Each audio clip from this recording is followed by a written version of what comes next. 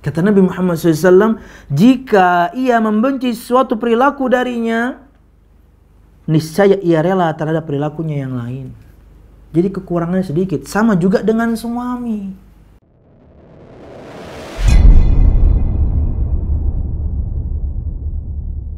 Assalamualaikum warahmatullahi wabarakatuh.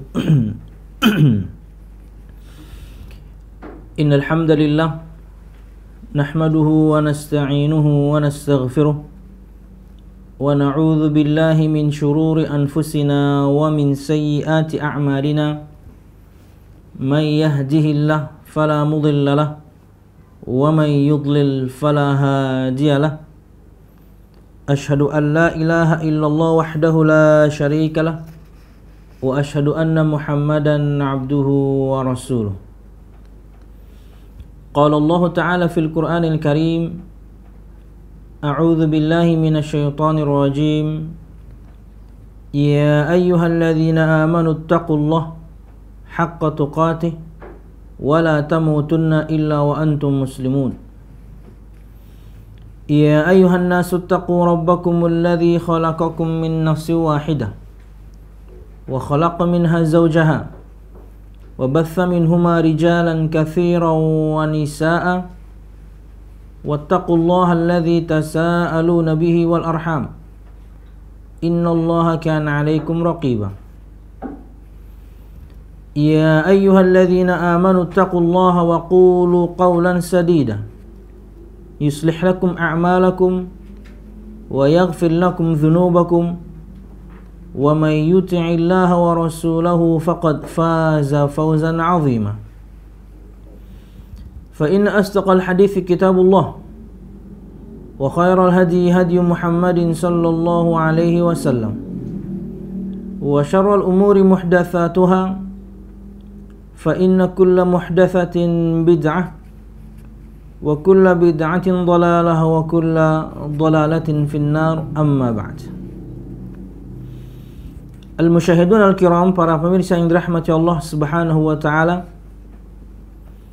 alhamdulillah, segala puji dan syukur marilah kita haturkan kepada Allah subhanahu wa ta'ala. Kemudian salawat serta salam semoga selalu tercurahkan kepada junjungan besar Nabi kita Muhammad sallallahu alaihi wasallam, juga beserta para sahabatnya, keluarganya, dan segenap kaum muslimin yang selalu istiqamah berpegang teguh dengan Islam sampai hari kiamat kelak. Al-musyahidun al-kiram, para pemirsa yang dirahmati Allah subhanahu wa ta'ala, melanjutkan pembahasan kita pada kitab Minhajul Muslim karang Syekh Abu Bakar Jabir Al-Jazairi rahimahullah ta'ala, dan masih pada pembahasan al-adabu ma'al khalq, adab terhadap makhluk, dan poin yang kita ambil adalah az-zawjan, hak antara makhluk khususnya berkaitan dengan pasangan suami istri. Dan pada pertemuan yang lalu kita telah menyebutkan hukukuz zawjah ala zawj, hak-hak istri terhadap suami. Artinya di saat yang sama ini adalah kajian untuk para suami, karena ini kewajiban yang harus mereka tunaikan. Memang seharusnya tema kita adalah kewajiban suami, tapi kajian ini tentunya dikhususkan untuk ummahat, maka kita balik lebih kepada hak istri, dan dia adalah kewajiban suami. Al-musyahidun al-kiram, para pemirsa yang dirahmati Allah subhanahu wa ta'ala, dan pada pertemuan yang lalu kita telah menyebutkan poin pertama dari total 5 poin yang disebutkan oleh Syekh Abu Bakar Jabir Al-Jazairi rahimahullah ta'ala dalam kitab ini. Seperti biasa di pengajian-pengajian kita, bahwasanya sebelum masuk pada bahasan yang baru atau poin yang kedua, kita ingin rekap sedikit apa yang telah kita sebutkan pada pertemuan yang lalu, yaitu poin pertama di antara hak-hak istri dan ia adalah kewajiban atas suami. Yajibu 'ala zawji iza'a zawjatihi al-qiyamu bil adabit taliyah. Wajib atas para suami terhadap istrinya untuk melakukan beberapa adab berikut ini. Artinya ini kewajiban mereka, kewajiban kita, hai kaum laki-laki. Untuk siapapun di antara kita yang sudah menikah, ini kewajiban yang harus kita tunaikan. Dan ini hak istri kita yang harus mereka dapatkan. Dan untuk siapapun misalnya yang belum menikah, ini pelajaran. Ini sangat penting. Karena dengannya Anda tahu kewajiban Anda nanti sebagai seorang suami. Ketika Anda menunaikan kewajiban Anda, maka penghormatan dari istri, ketaatan dari istri, itu otomatis akan Anda dapatkan. Ketika kita, hai kaum laki-laki, menunaikan kewajiban kita sebagai seorang suami, maka hak kita pun kita akan dapatkan. Kita menunaikan kewajiban, istri kita dapat haknya. Istri kita menunaikan kewajiban, kita dapat hak kita. Jadi selama kita menunaikan kewajiban kita sebagai pasangan suami istri, dalam hal ini kita sebagai suami menunaikan kewajibannya, maka istri pasti mendapatkan haknya. Kata beliau rahimahullah ta'ala, ayyu'ashiraha bil ma'ruf. Di antara hak istri, dan ini ada kewajiban suami, adalah mempergaulinya dengan baik. Berdasarkan firman Allah Subhanahu wa taala dalam surah An-Nisa ayat 19, wa'ashiruhunna bil ma'ruf. Dan pergaulilah dan bergaullah dengan mereka, maksudnya hai para suami, pergaulilah istri-istri kalian dengan cara yang baik, dengan cara yang patut. Dan al-mu'asyarah bil ma'ruf diterangkan dalam sabda Nabi Muhammad sallallahu alaihi wasallam. Kata beliau sallallahu alaihi wasallam, ketika beliau ditanya tentang apa hak istri kita terhadap salah seorang di antara kita. Jadi seorang sahabat bertanya kepada Nabi Muhammad SAW, apa hak istri kita terhadap kita sebagai seorang suami? Kata Nabi Muhammad SAW, an tut'imaha idha ta'imta, wa taksuha idha iktasaita, wa la tadribil wajha, wa la tuqabbih, wa la tahjur illa fil bait. Di antara makna al-mu'asyarah bil ma'ruf, kepada siapapun di antara kita yang bertanya, apa itu al-mu'asyarah bil ma'ruf? Bagaimana mempergauli istri dengan baik? Kata Nabi Muhammad SAW, ini di antaranya ya. Hendaknya engkau memberinya makan jika engkau makan. Memberinya pakaian jika engkau berpakaian. Janganlah memukulnya pada wajahnya. Boleh memukulnya di tempat yang lain. Itu pun adalah level yang terakhir. Ketika muncul dari istri kita nusyuz, pembangkangan. Pertama, menasehatinya. Jika masih, maka kita pisah ranjang. Dalam artian betul-betul bukan berarti ranjang yang terpisah, tidak. Bisa jadi dalam satu ranjang, tapi tidak menghiraukannya, memalingkan badannya, tidak mengajaknya berbicara. Masih juga kemudian lanjut dengan nusyuznya, pembangkangannya, baru kemudian boleh memukulnya. Itu pun diberikan syarat oleh Nabi Muhammad SAW, pukulan yang tidak mencederainya, pukulan yang membuatnya terluka, pukulan yang membuatnya na'udzubillah bahkan sampai cacat. No. Jadi kata Nabi Muhammad SAW, ketika ditanya kepada beliau, apa hak istri kita terhadap kita para suami, wahai Rasul? Kata Nabi Muhammad SAW, hendaknya engkau memberinya makan jika engkau makan. Tentunya enggak mesti makanan yang sama, ya, tapi mungkin dengan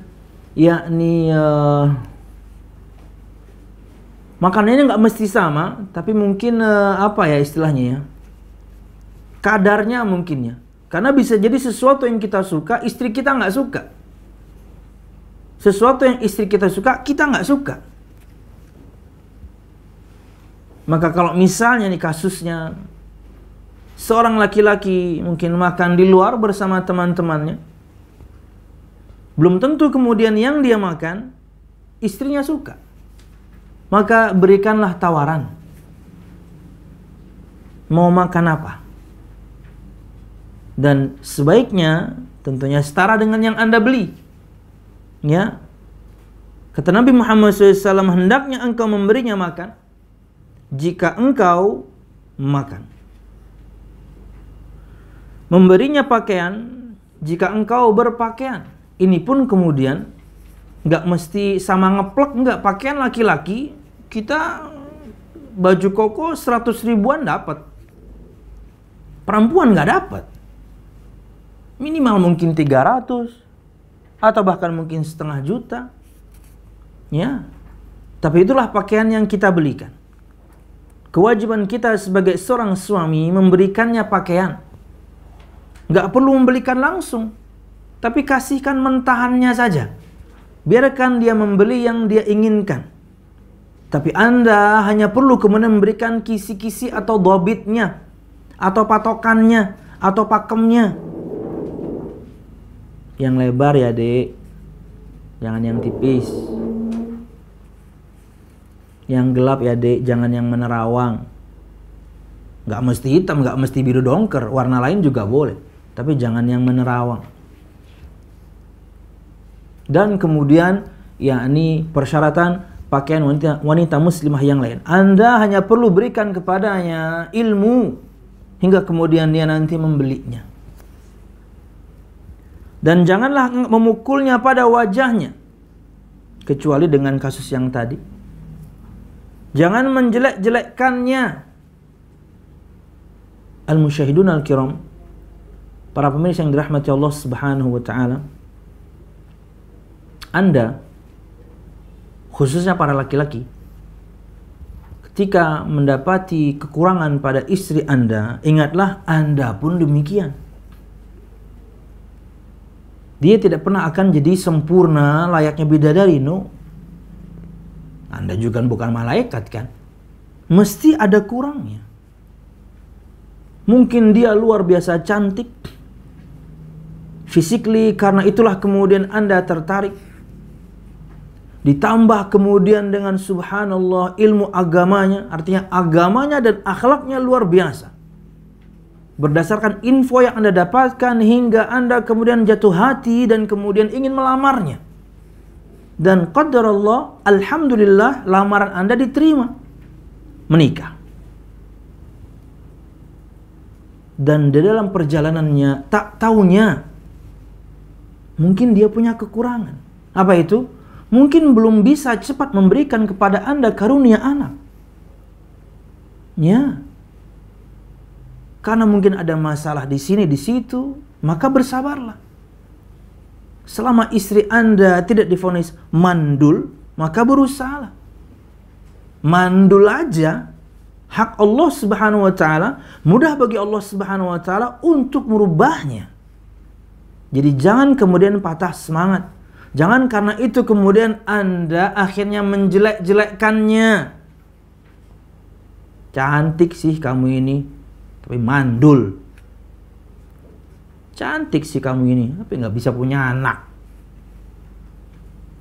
Dan itu pasti akan muncul ketika mungkin ada keributan sedikit. Anda ungkit kekurangannya. Oh, no.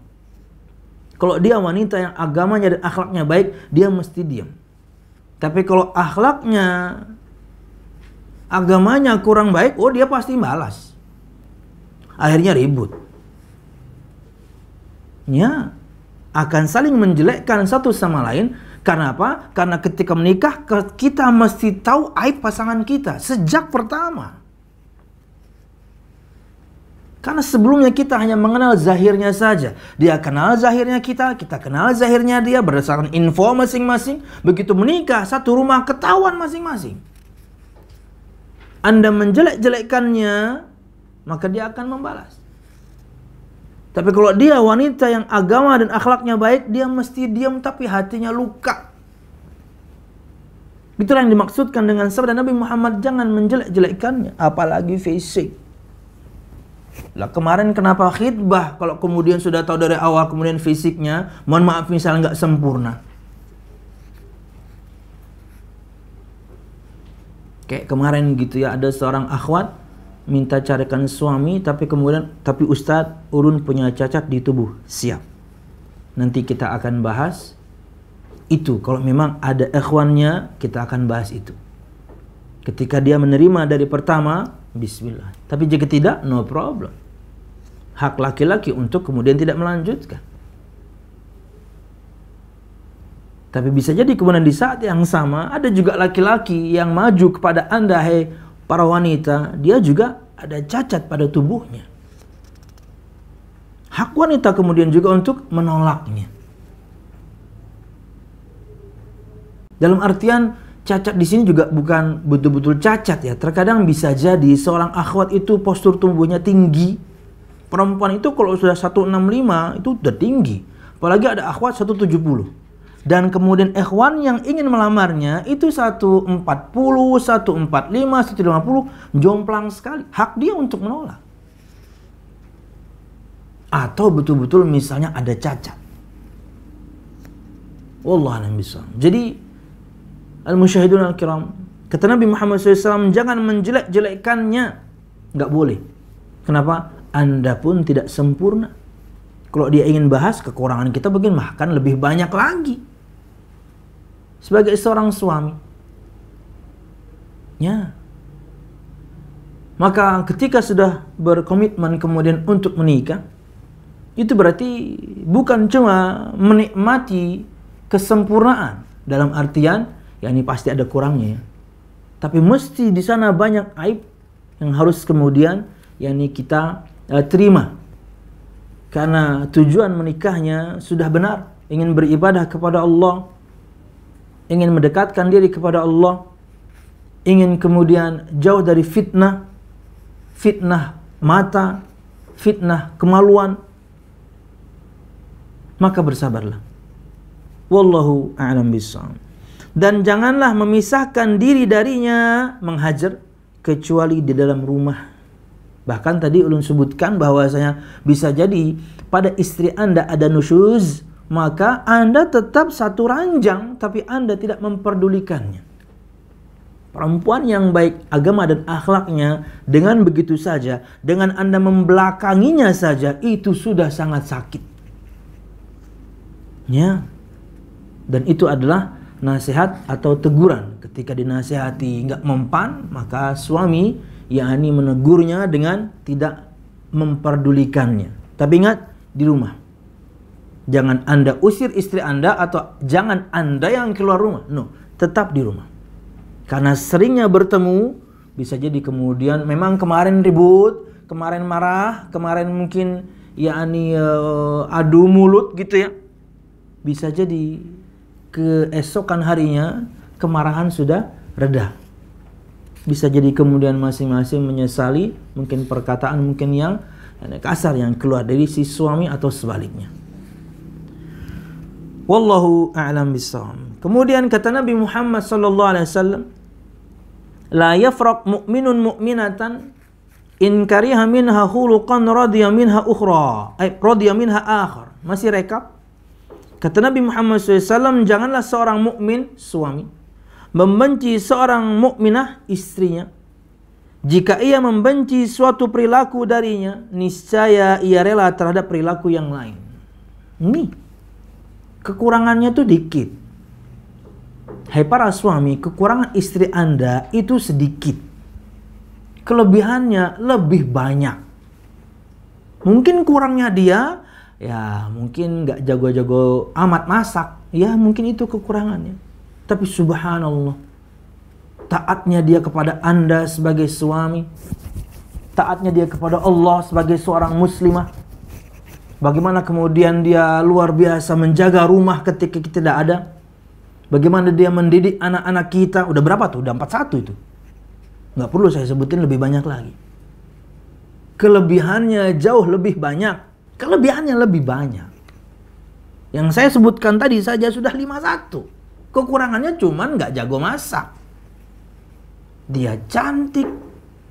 Dia taat suami, taat Allah, sayang anak, menjaga rumah. Udah 5 nih. Dan kelebihan-kelebihan dia yang lain. Dia bangun pertama kali dan tidur paling terakhir. Tuh istri itu. Dia bangun pertama kali membangunkan keluarganya, suaminya dan semua anak-anaknya. Terkadang bahkan karena anaknya banyak, suami ngantar juga sekolah, dia juga ngantar anak yang lain. Tapi suami kan nggak nyiapin makan. Nyiapin makan suami, nyiapin makan anak. Suami ngantar, dia juga ngantar. Pulang, masih banyak tugas dia yang lain. Sebagian wanita, yakni merasa tidak nyaman ketika ada orang lain di rumahnya. Artinya mereka anti dengan pembantu. Bukan berarti nggak boleh, dia nggak nyaman ada orang di rumahnya. Karena itu tempat yang paling privat untuk dia. Akhirnya dia bersihkan rumah sendiri, nyapu, ngepel, nyuci, semua. Luar biasa. Kelebihannya terlalu banyak. Terhadap kita, hai para suami yang kurang bersyukur. Satu kesalahannya menghilangkan semua kebaikannya. Dasar istri nggak tahu diuntung misalnya. Dengan perkataan-perkataan yang menyakitkan. Kamu tahu nggak, saya menikahi kamu ini dari dulu itu cuma disuruh orang tua saya nggak suka sama kamu. Itu sakitnya mungkin sampai mati itu sakitnya itu. Kalau Anda begitukan istri Anda. Kenapa? Karena ngomong kayak gitu anaknya 7. Nggak suka gimana anak 7. Kalau belum punya anak oke lah. Ini anak udah 7. Terus 7 itu diapain? Subhanallah. Terkadang satu kesalahannya menutup semua kebaikannya selama ini. Dasar laki-laki. Makanya saya nggak suka laki-laki. Tapi berlaku juga sebaliknya ya. Nih, berlaku sebaliknya. Kata Nabi Muhammad SAW, jika ia membenci suatu perilaku darinya, niscaya ia rela terhadap perilakunya yang lain. Jadi kekurangannya sedikit. Sama juga dengan suami. Mungkin suami Anda kekurangannya, mungkin parasnya kurang beruntung lah. Suami Anda nggak ganteng-ganteng amat lah. Standar lah. Standar. Kalau direbahkan miring dia. Itu standar sepeda motor. Standar lah wajahnya. Ya. Kayak orang-orang lah. Kayak orang-orang standar Indonesia lah pokoknya. Warna kulitnya, matanya, hidung. Standar. Mungkin lo standar. Biasanya kayak gitu kan. Ya. Dia nggak putih kayak aktor Korea gitu, nggak mancung gitu kayak orang Arab, nggak, biasa. Tapi subhanallah, setia, bertanggung jawab, kemana-mana selalu bilang, oh ini penting nih. Untuk teman-teman juga nih, alhamdulillah Irsyad sudah nikah, Surya bahkan nikah dan punya anak. Irsyad mudahan segera punya anak. Sekali punya langsung kembar 4 ya. Langsung keluar 4 atau 5 gitu. Ini bini apa marmut, bingung juga gitu. Saya mau ngomong apa tadi nih? Tangan saya begini ini apa nih? Hah? Poin apa ini? Oh, setia. Oh, laki-laki setia. Langka. Setia dia. Bertanggung jawab. Kerja keras. Peras keringat. Banting tulang. Bayangin.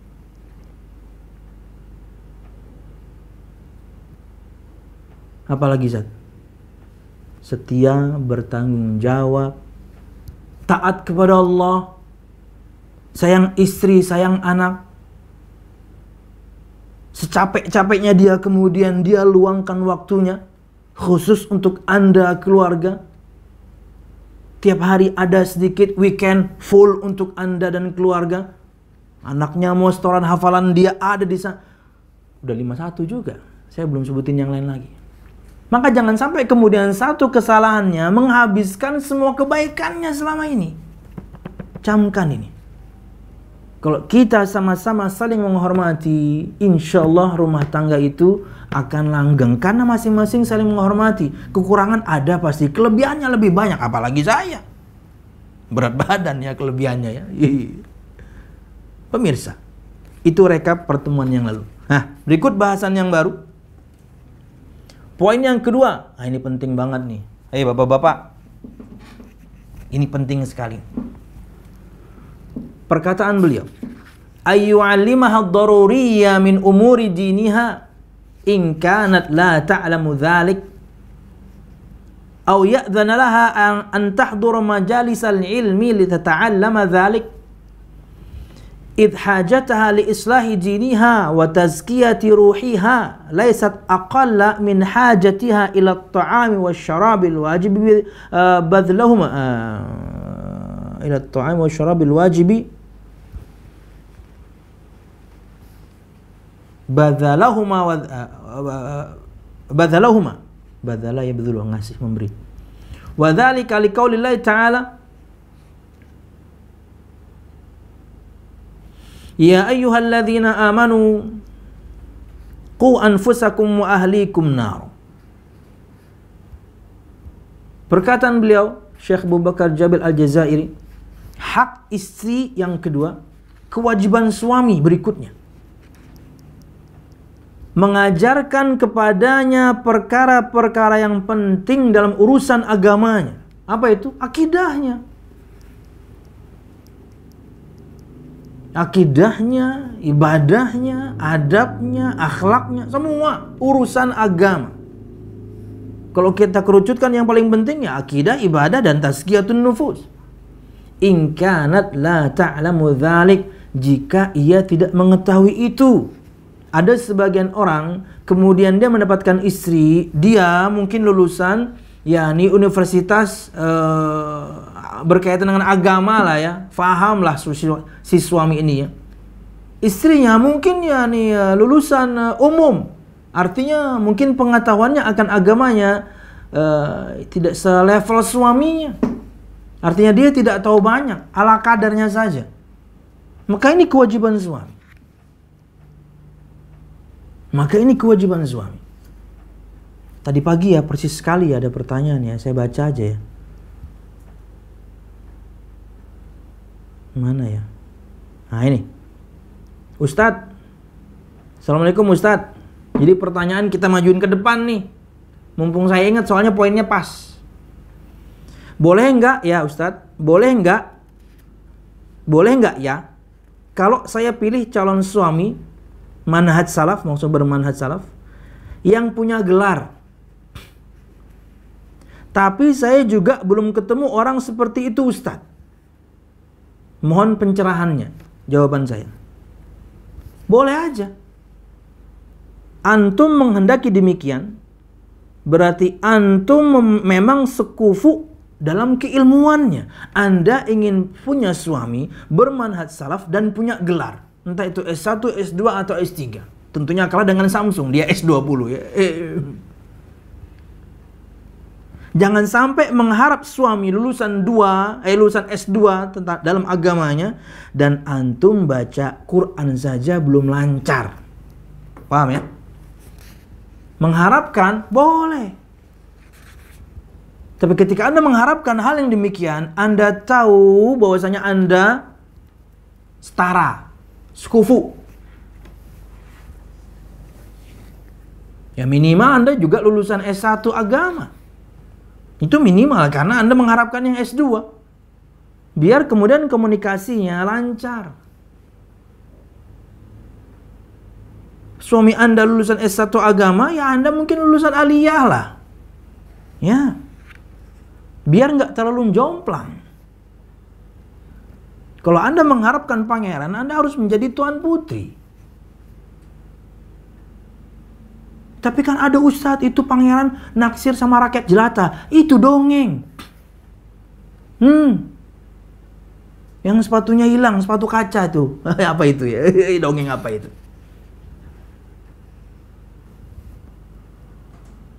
Pangeran kemudian suka dengan rakyat jelata, itu dongeng. Ada, tapi sangat jarang. Pangeran yang khilaf. Kenapa? Karena nggak sekufu. Jadi boleh. Jadi Anda harus tahu posisi Anda. Sama juga sebaliknya, terkadang seorang laki-laki ingin punya istri yang hafizah, penghafal Al-Quran, dan dia Iqra 2 baru halaman 2. Nggak nyambung, jomplang. Iqra 2 halaman 2 itu apa ya? Ya pokoknya masih depan-depan lah.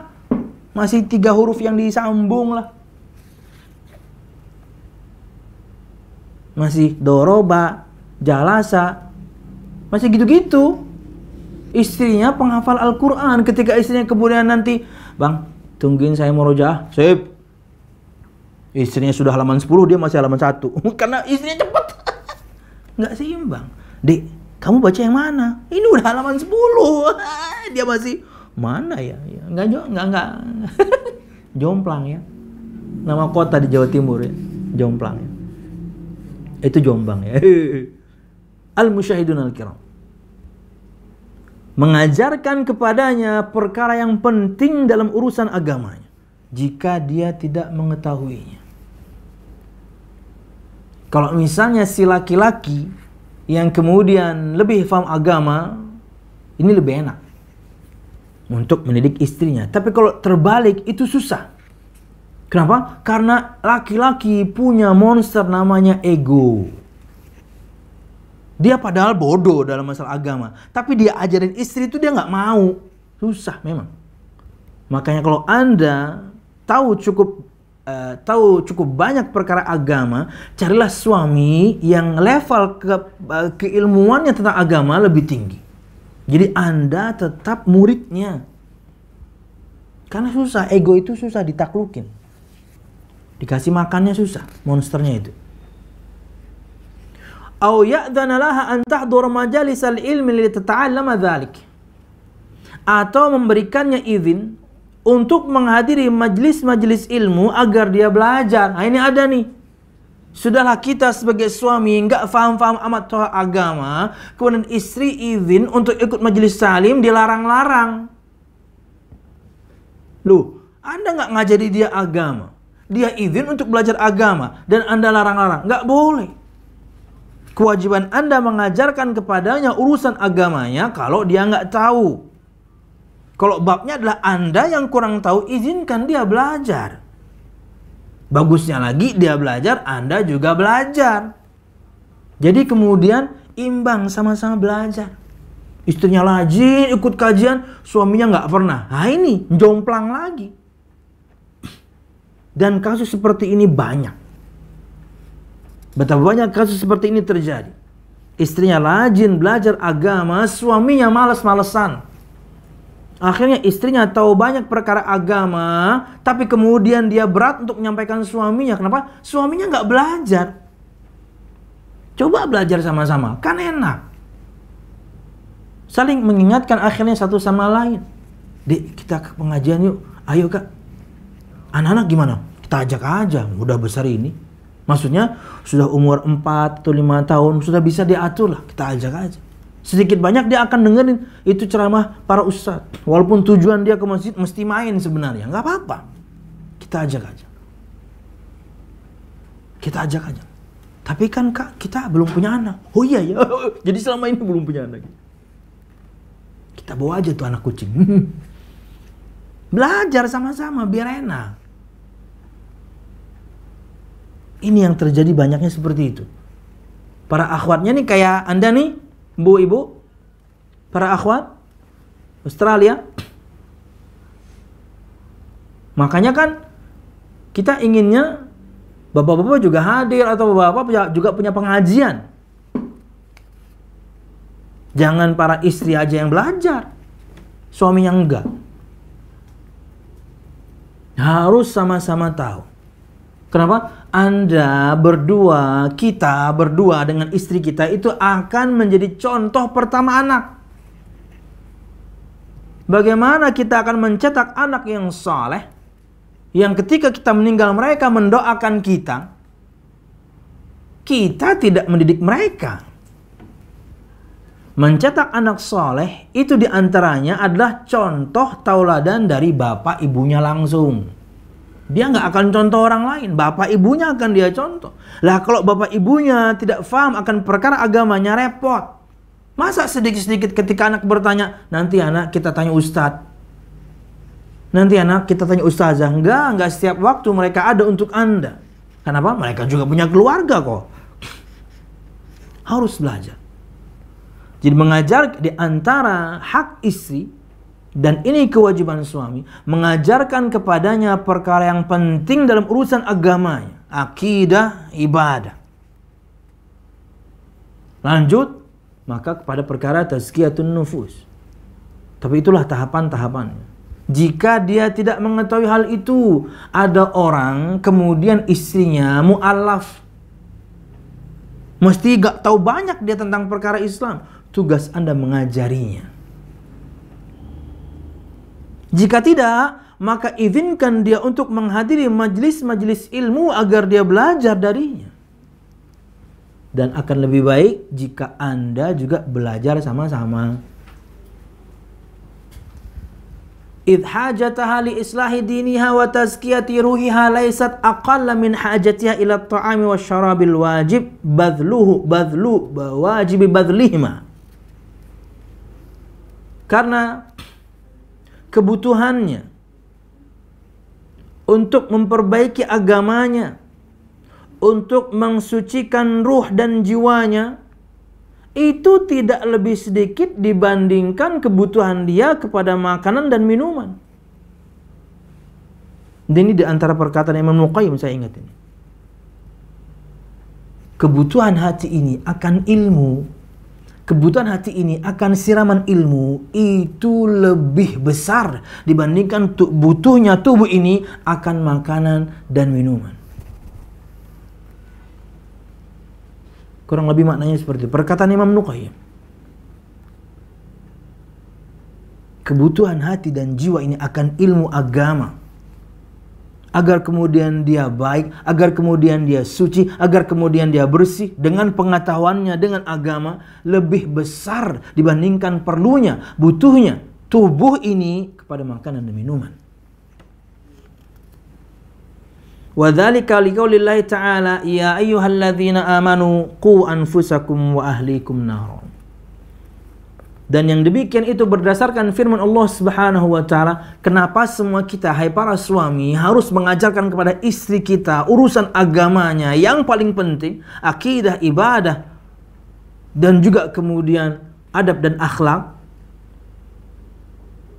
Karena tugas kita menyelamatkan mereka dari siksa Allah Subhanahu wa ta'ala.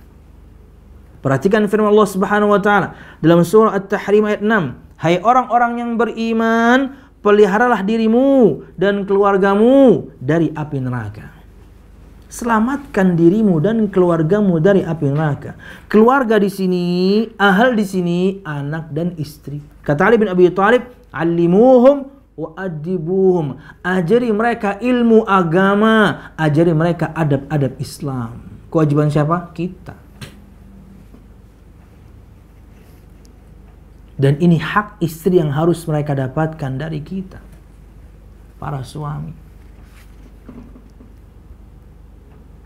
Makanya misalnya ada gitu ya beberapa kasus gitu ya, seorang akhwat dia udah ngaji lama gitu ya, bahkan seorang akhwat mungkin anak lulusan pesantren gitu ya, yang ingin meminangnya orang baru ikut kajian. Maka saya katakan, nasihatkan, sabar dulu. Kalau dia betul-betul serius, biar dia belajar dulu. Nanti jomplang nggak bisa. Karena kita tahu bahwasanya laki-laki ini agamanya dan akhlaknya baik, dalam artian sholatnya terjaga, perilakunya terjaga, maka ini laki-laki yang langka. Pertahankan. Cuman dia belum tahu banyak, maka berikan dia waktu belajar. Dan dari situ juga Anda akan tahu, hai para akhwan, keseriusannya ingin memiliki Anda. Dia belajar agama karena dia akan didik Anda.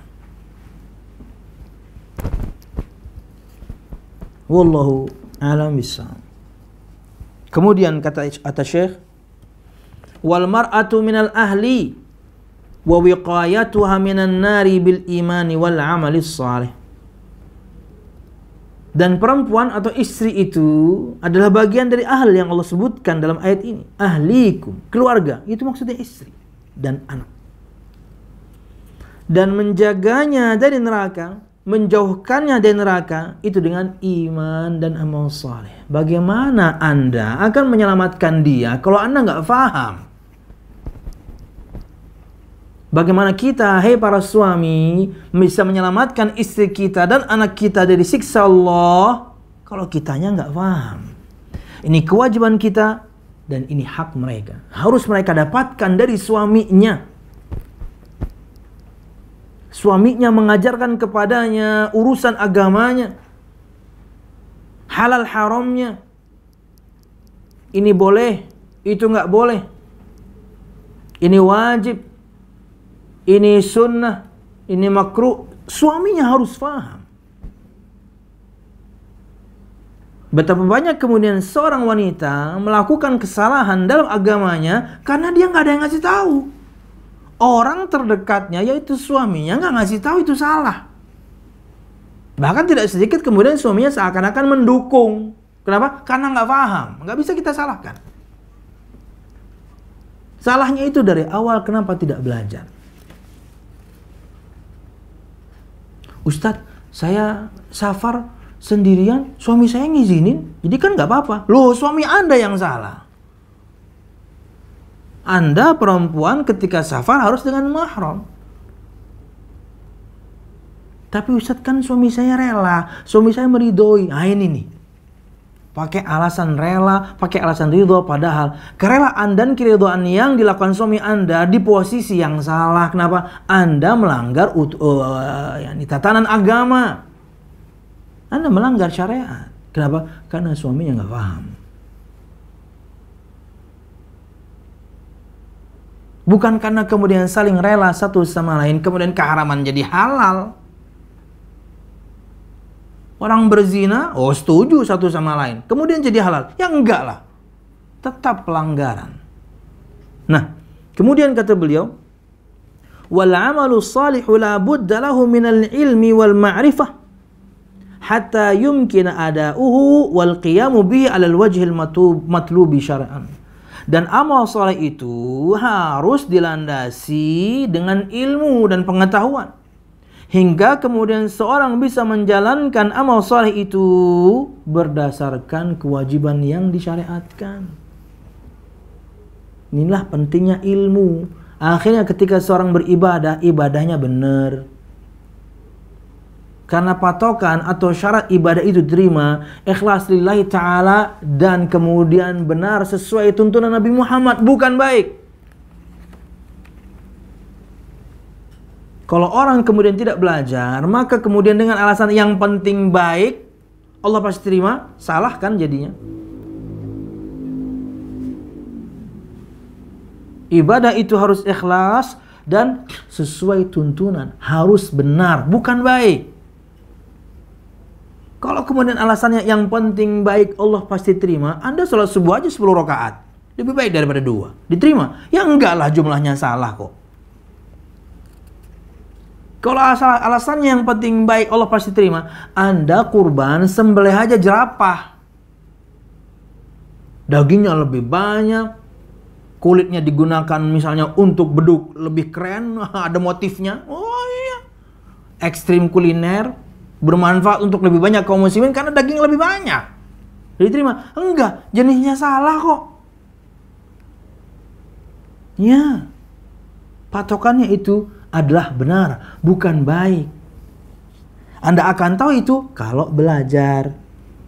Dan amal soleh itu harus dilandasi dengan ilmu dan pengetahuan, hingga kemudian seorang bisa menegakkan amal solehnya berdasarkan yang diminta oleh syariat dengan cara yang benar. Belajar. berilmu dulu sebelum beramal. Istri Anda juga ingin beramal, Anda harus mengilmuinya dulu. Anda mengajarkan kepadanya ilmu dulu.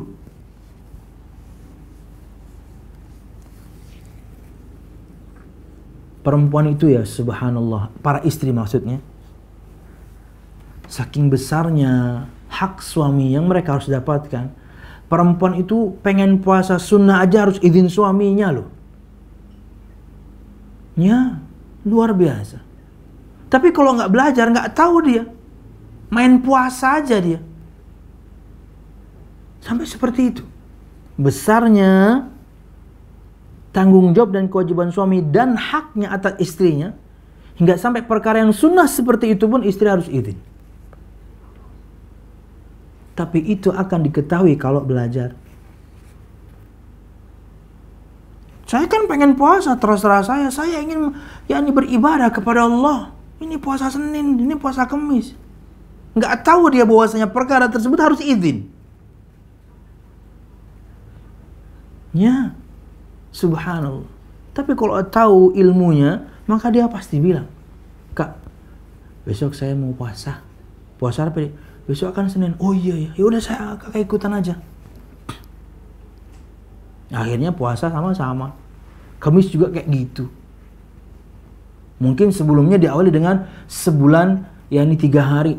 Bisa 3 hari, 13, 14, 15, atau pokoknya sebulan 3 kali aja. Sudah mulai mantap nih suami istri, subhanallah. Naik level berikutnya. Yang tadinya 3 hari sebulan, sekarang 2 kali sepekan. Wah, mantap.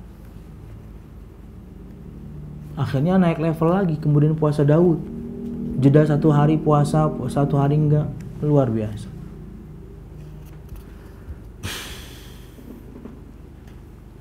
Waliqaulihi sallallahu alaihi wasallam, ala wastausu bin nisa'i khairan fa innama hunna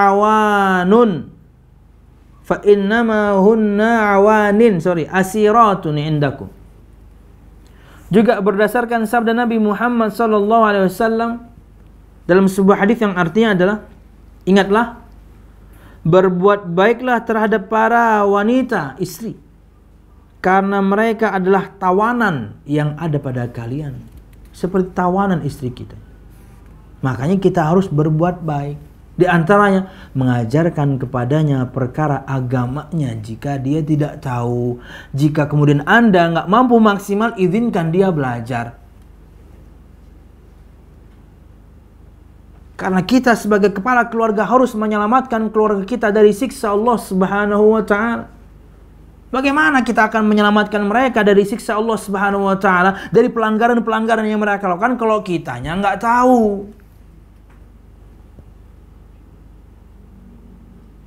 Dan subhanallah kata beliau, dan perempuan, menjaga istri, menjaga keluarga agar terbebas dari siksa neraka Allah Subhanahu wa taala dengan iman dan amal saleh. Dan amal saleh itu harus dilandasi ilmu. Hingga kemudian kita menjalankan amal saleh tersebut sesuai tuntunan. Wallahu a'lam bishawab. Wa minal istisai biha khairan an tu'allima ma tuslihu bihi dinaha wa an tu'addiba bima yakfulu lahal istiqamah wa salahas sya'ni. Dan di antara praktek berbuat baik kepada wanita istri, dan di antara praktek berbuat baik kepada wanita adalah engkau mengajarkan kepadanya ilmu yang dengannya agamanya jadi baik. Engkau mengajarkan kepadanya ilmu yang dengannya kemudian dia punya adab. Engkau mengajarkan kepadanya ilmu yang dengannya kemudian dia bisa istiqomah dalam kebaikan. Siapa? Tugas kita para suami. Dan ini hak para istri yang harus mereka dapatkan dari suaminya. Pembelajaran soal urusan agamanya. Wallahu a'lam bishawab. Sampai jam berapa, Ustaz?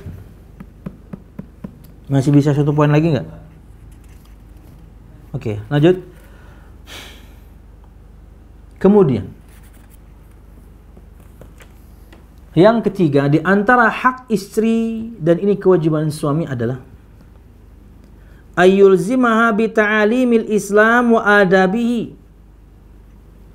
wa ayyakhudhaha bidzalika akhdhan fayamna'uha an tusfira aw tatabarraj wa yahula bainaha wa bainal ikhtilati bighairi maharimiha minar rijal kama alaihi ay yuwaffir laha hasanatan kafiyatan wa ri'ayatan wafiyah fala yasmah laha an tufsida fi khuluqin aw dinin wala yafsah laha al-majala an tafsuqa an awamirillahi wa rasulih aw tafjur idh huwa ar-ra'i al-mas'ulu anha wal mukallafu bihifdhiha wa siyanatiha liqaulillahi ta'ala ar-rijalu qawwamuna 'alan nisa' wa qawlihi alaihi salatu wassalam war-rajulu ra'in fi ahlihi wa huwa mas'ulun 'an ra'iyatihi.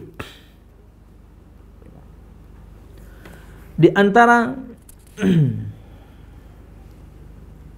hak istri yang harus mereka dapatkan dan ini adalah kewajiban suami adalah ayyulzimaha bi ta'alimil islami wa adabi, mengharuskan kepadanya, mewajibkan kepadanya ajaran-ajaran Islam dan adab-adab Islam. Kalau poin yang pertama itu lebih kepada yang paling penting dalam urusan agamanya, akidah ibadah. Akidah berarti kita berbicara rukun iman.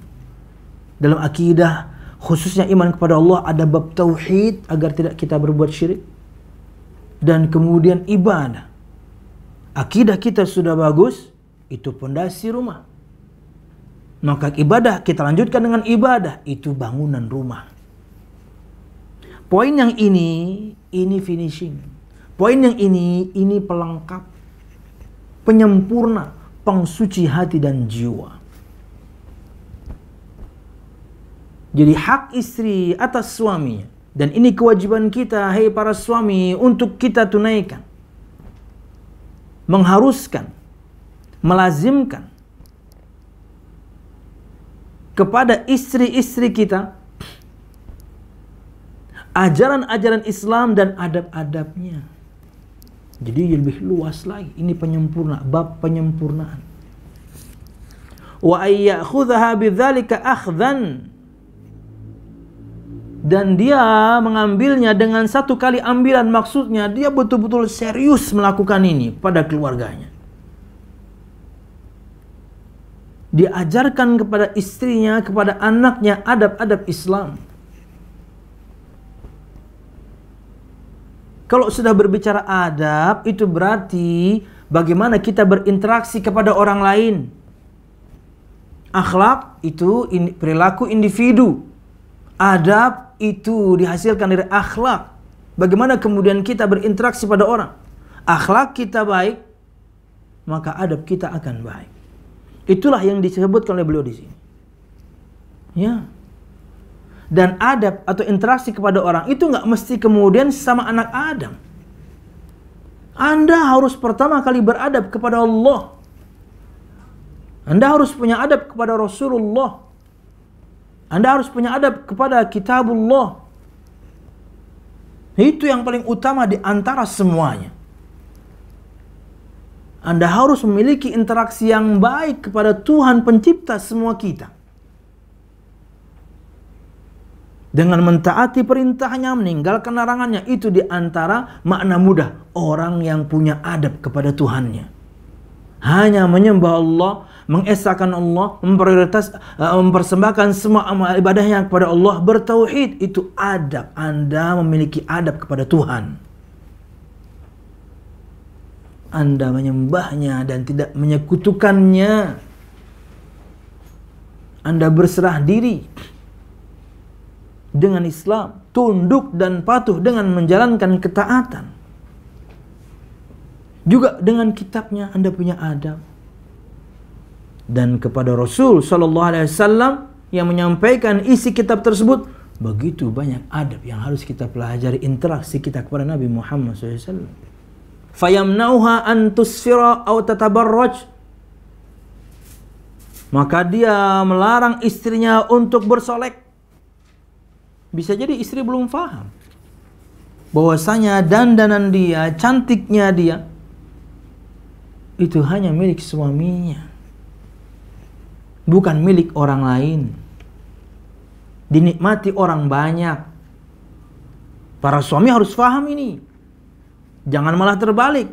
Istri Anda bersolek untuk banyak orang di luar sana, di rumah, waduh, ala kadarnya. Bukan berarti juga kemudian ketika di rumah Anda yakni gila-gilaan bersolek, enggak juga. Anda tampil cantik untuk suami. Jadi para suami yang malah terbalik, Anda bangga mendapatkan pujian banyak orang, bro, istri lu cantik banget ya. Gue. Padahal itu berarti istri Anda dinikmati banyak laki-laki. Murah dong istri Anda. Kenapa? Gratis dinikmatinya. Nauzubillah. Bukan. Anda harus melarangnya. Wa yahulu bainaha wa bainal ikhtilati bighairi mahalimiha minar rijal. Dan dia harus menghalangi antara istrinya dan laki-laki yang bukan mahramnya untuk kemudian melakukan ikhtilat. Suami ini yang harus tegas untuk melalangnya dan bersolek untuk orang lain, untuk mengingatkannya selalu bahwasanya fulan itu kan sepupumu. Iya kak, dia bukan mahram kamu, jangan buka-buka jilbab dong. Ya mungkin dengan kata-kata yang lebih lembut, dek, itu sepupu kamu. Kalau nggak ada saya, dia boleh nikahin kamu. Maksudnya kak, dia orang lain. Lalu, ya kamu harus tetap tutup auratmu. Lengkap, sak rambut-rambutmu kamu tutup. Kenapa? Dia itu sepupu. Kalau nggak ada saya, ya sepupumu boleh menikahimu loh. Karena sepupu. Anak om, anak tante. Oh gitu ya kak? Iya. Nah ini suami yang harus ngasih tahu.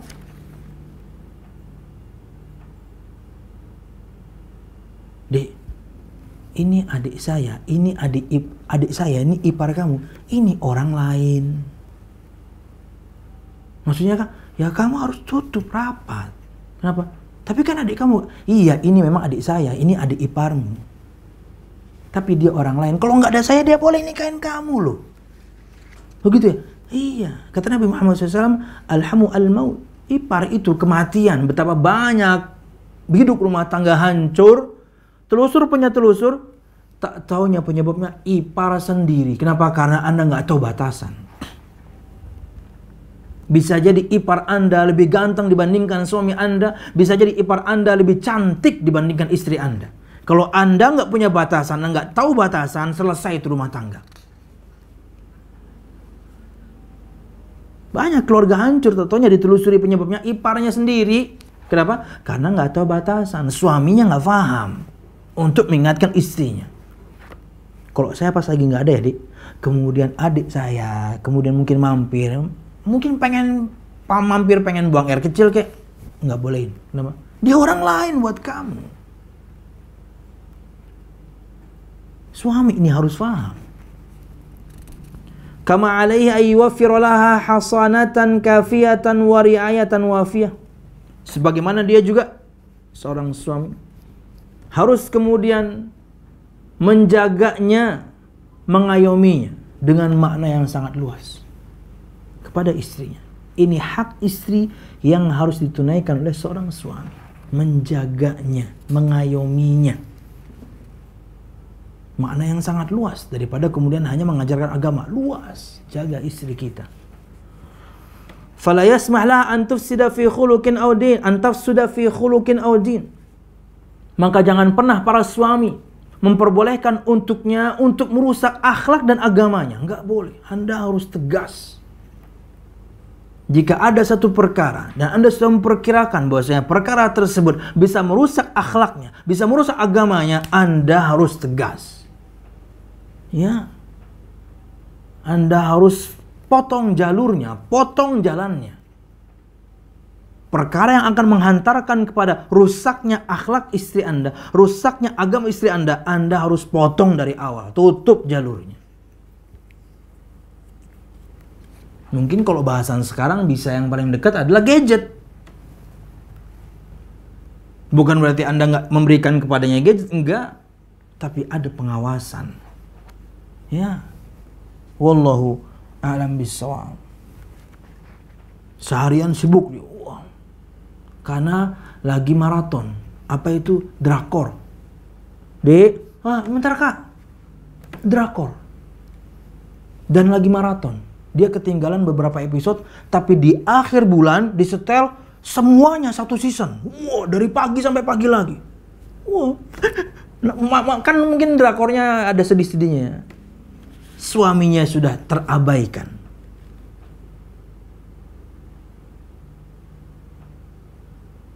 Dek, ya Kak, sebentar lagi Kak. Ini loh sudah episode 11. Satu season tuh cuma 12 episode Kak. Dek, sebentar. Bete suaminya, pergi mancing. Di rumah gak diurusin. Syukur kalau pulang gak bawa istri baru. Mancingnya tadi bukan mancing ikan, mancing perempuan lain. Kenapa? Habis waktu buat gadget. Tentunya Anda tidak seperti itu ya. Insya Allah tidak seperti itu ya. Ya Tat, kami gak suka drakor. Lalu? Kami ya sinetron ilahi-ilahi Tat. Sama aja dong. Jangan ya. Suaminya harus tegas. Wallahu a'lam bishawab. Dan tolong nanti jangan ada pertanyaan, Ustadz bolehkah nonton drakor? Itu sekedar contoh ya. Wallahu a'lam bishawab.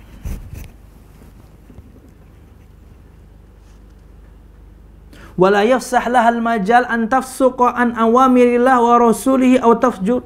Dan jangan berikan dia celah, kesempatan untuk keluar dari ketaatan kepada Allah dan Rasulnya. Jangan kasih kendor, hai para suami. Jangan beri dia celah untuk kemudian dengannya dia bisa kemudian berbuat kefasikan, yaitu maksiat. Entah perintah Allah yang dilanggar, entah perintah Allah yang dia tinggalkan, atau larangan Allah yang dia terobos, atau juga Rasulnya. No. Jangan kasih kendor. Ini tugas para suami dan itu hak mereka, harus mereka dapatkan. Kalau mereka mau berbuat salah, suaminya langsung tegur. Jadi yang pertama, jangan biarkan dia merusak akhlak dan agamanya. Jangan biarkan dia punya kesempatan untuk berbuat kemaksiatan. Suami. Ini nih. Subhanallah. Semoga siapapun di antara kita yang ada di studio, yang di luar sana, para suami, mereka bisa menegakkan ini. Bahwasanya mereka menunaikan kewajibannya. Mereka tegas dalam mendidik istrinya. Karena demi kebaikan dia dan itu kewajiban dia. Menyelamatkan keluarganya dari siksa Allah Subhanahu wa ta'ala. Gimana kalau nggak tegas?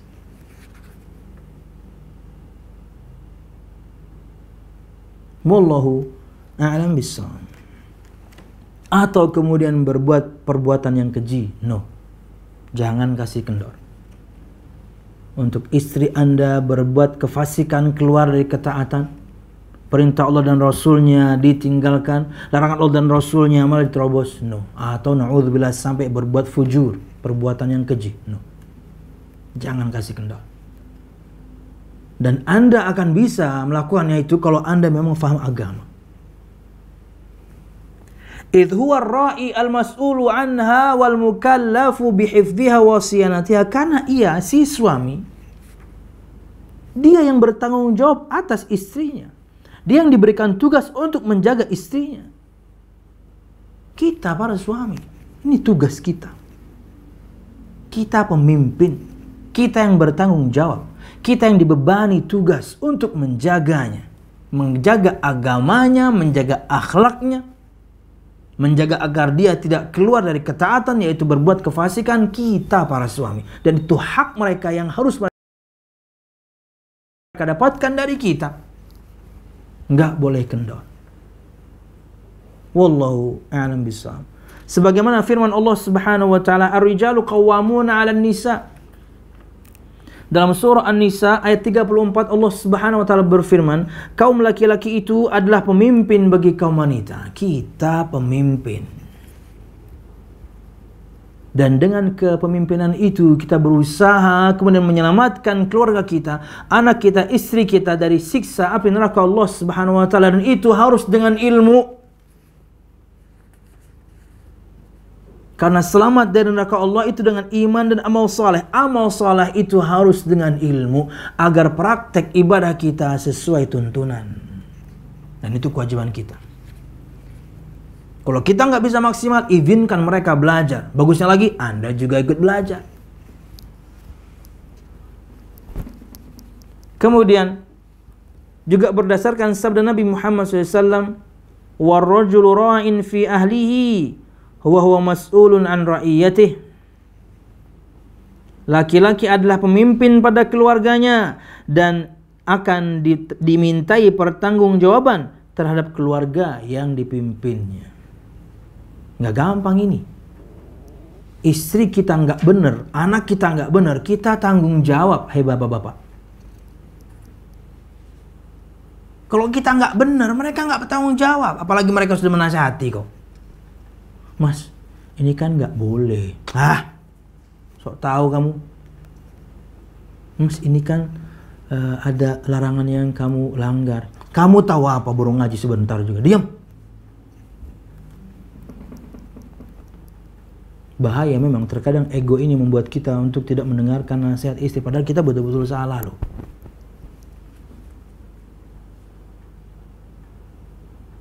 Itu bukti mereka sayang, bukti mereka cinta. Anak Anda mungkin mengingatkan Anda, anak kita mengingatkan kita. Karena kita manusia pasti berbuat kesalahan. Tapi terimalah nasihat itu. Al-Musyahidun al-Kiram, kata Nabi Muhammad SAW, laki-laki adalah pemimpin pada keluarganya dan akan dimintai pertanggungjawaban terhadap keluarga yang dipimpinnya. Istri kita nggak benar, anak kita nggak benar, kita tanggung jawab. Kita nggak benar, apalagi kemudian mereka sudah mengingatkan, mereka nggak bertanggung jawab. Karena kita si pemimpin. Nggak bisa kemudian kita berkilah di hadapan Allah Subhanahu wa taala, saya nggak tahu, nggak ada yang ngasih tahu. Oh, bini kamu sudah ngasih tahu dulu, kamu aja nggak mau dengar. Egonya tinggi banget. Anak kamu sudah ngasih tahu dulu. Sekali cukup dan kamu paham itu salah, tapi kamu lanjut dengan kesalahanmu. Enggak. Mereka tidak bertanggung jawab. Kita pemimpinnya, kita yang bertanggung jawab. Wallahu a'lam bishawab. Cukup kayaknya ya. Kita cukupkan dulu sampai di sini poin ke-3 ya. Insya Allah di pertemuan mendatang, tanggal berapa lagi Cak pertemuan mendatang? Kita akan sebutkan poin ke-4 dan ke-5.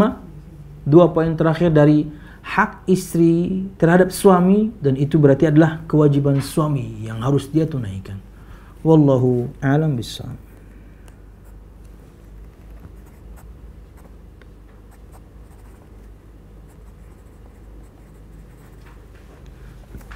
Ya, ada pertanyaan?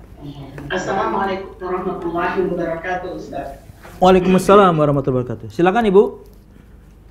Pertanyaannya, berdosakah kita bila kita menghindar daripada berimam dengan suami, dengan catatan kita bisa melihat bahwa suami itu banyak salah dalam tajwidnya.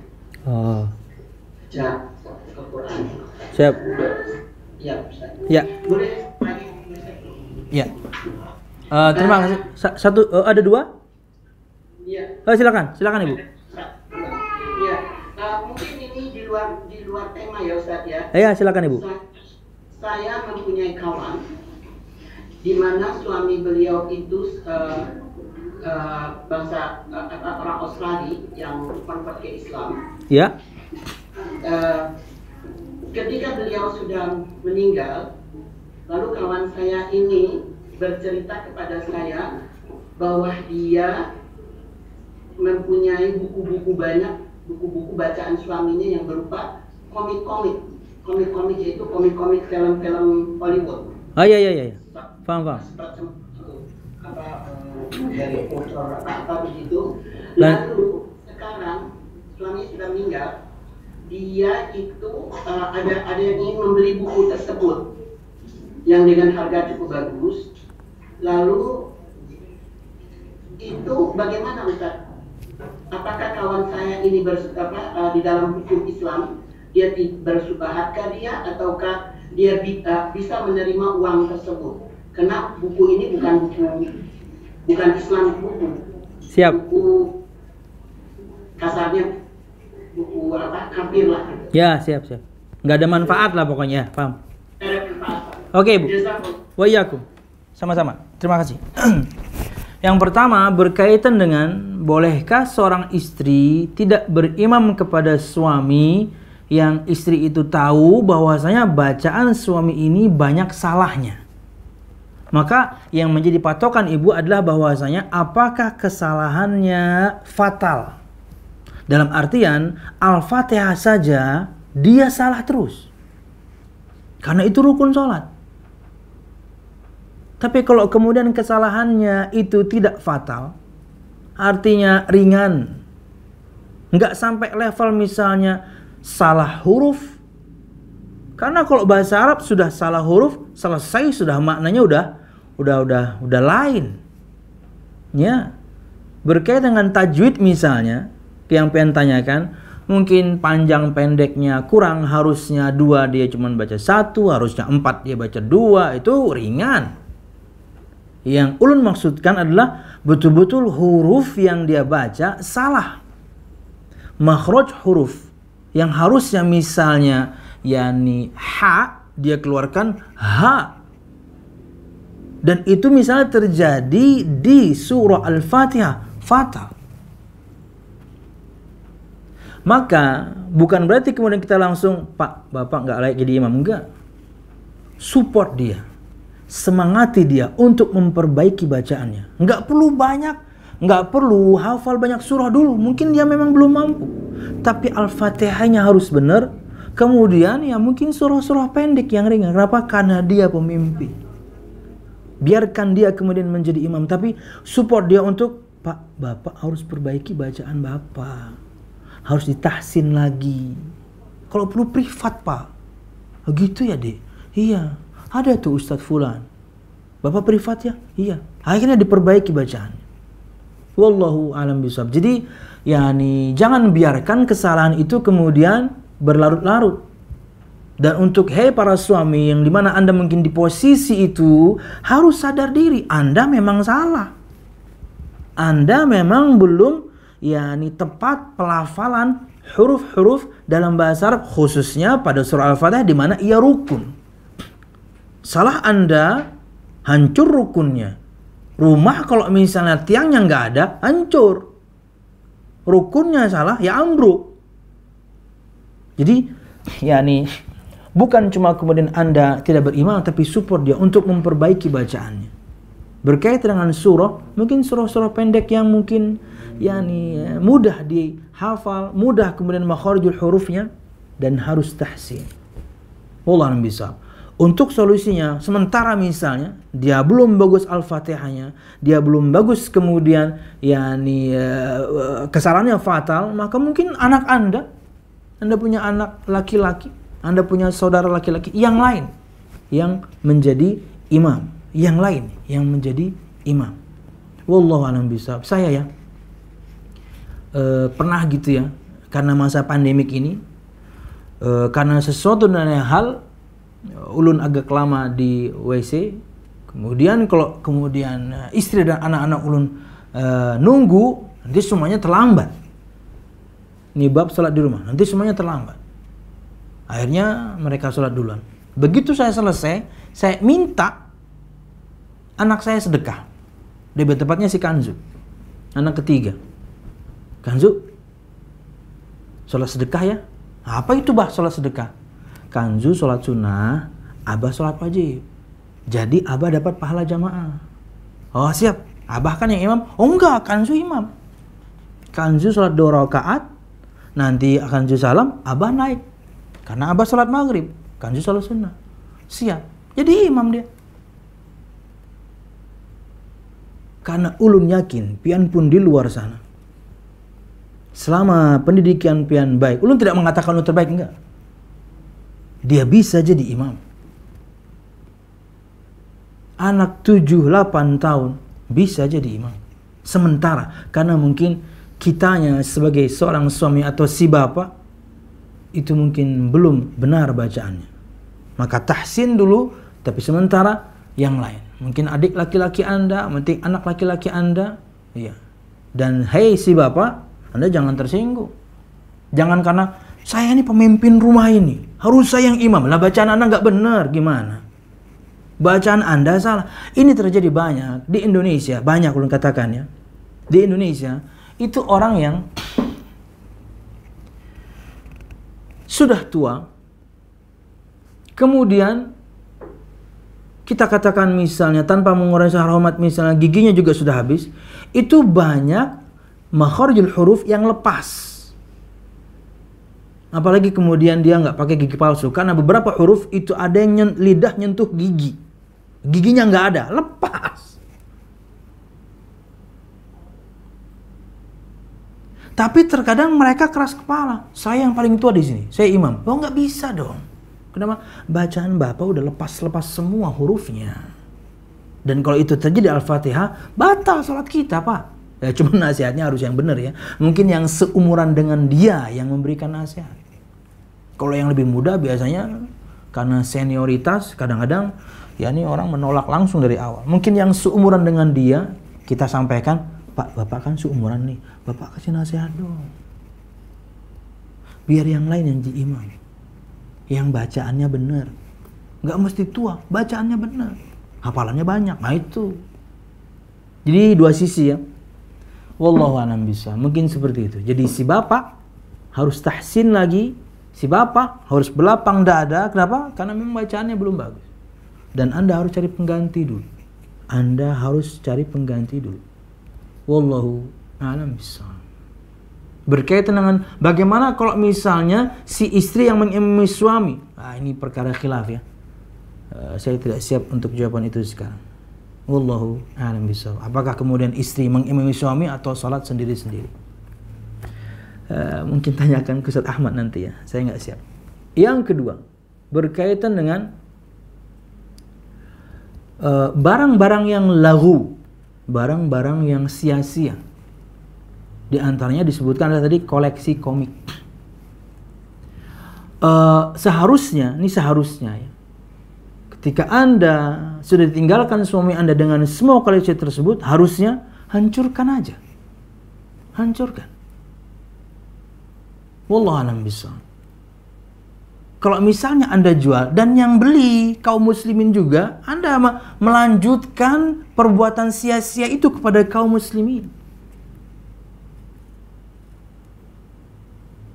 Kecuali ini misalnya nih yang beli non muslim, mereka nggak peduli halal haram, udah.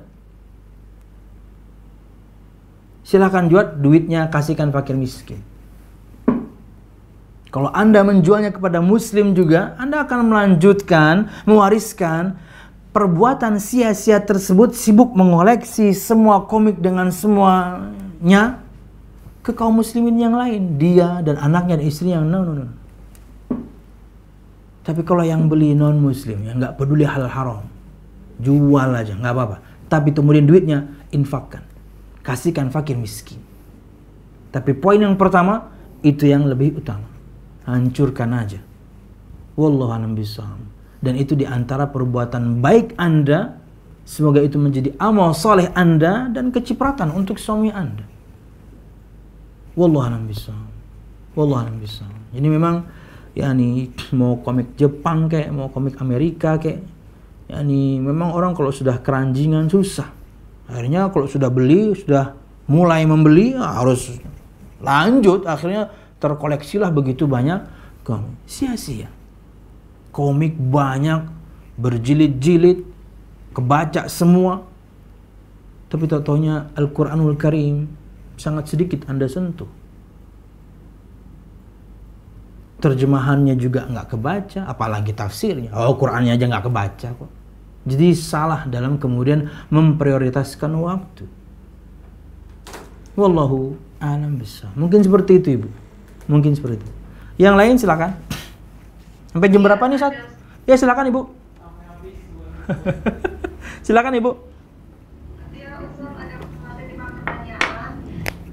Jika suami ada masalah dengan keluarga istri yang bikin istrinya dilema dan stres selama bertahun-tahun, apa yang harus istri lakukan? Karena sudah berbagai macam cara, tapi ternyata suami untuk memaafkan. Jadi seperti dendam gitu, Ustaz. Karena setiap ada keributan dengan pihak keluarga istri, suami selalu mengungkit permasalahan yang lalu-lalu semuanya keluar lagi gitu, Ustaz. Jadi semacam padahal pihak keluarga istrinya tidak ingin ada keributan dengan suami itu, sehingga si istri berpikir suaminya sudah tidak bahagia bersama dia dan hanya bertahan rumah tangga itu hanya karena anak-anak. Itu gimana menurut Ustaz, apa yang harus si istri lakukan? Bu, ini yang punya kesalahan di masa lalu siapa nih, Bu? Si perempuan, si istri?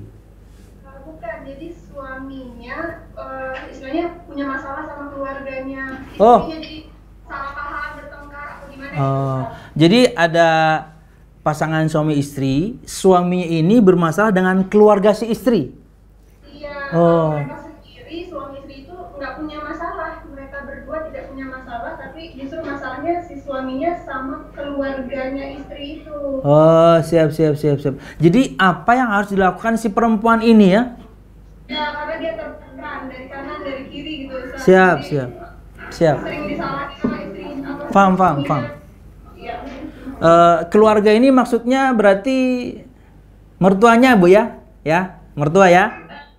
Kebetulan bermasalahnya sama iparnya. Oh, ipar, siap. Akhirnya ada sama mertuanya, jadi panjang lebar gitu. Oke. Perempuan ketika dia sudah menikah, suami dia nomor 1. Ketaatan dia sebagai perempuan ketika dia sudah bersuami, suami dia nomor 1. Selama suaminya kemudian tidak melakukan kemaksiatan kepada Allah, kepada Rasulnya, dia kemudian bertanggung jawab kepada Anda sebagai istri, maka suami Anda nomor 1. Anda harus di pihak dia. Nggak perlu kemudian Anda bingung, pilih siapa ya? Suami. Lawang suami Anda itu adalah yang Anda taati nomor 1. Lain dengan laki-laki, kalau sudah menikah, emak bapaknya tetap nomor 1. Tapi kalau perempuan sudah menikah, suaminya nomor 1, keluarganya nomor sekian.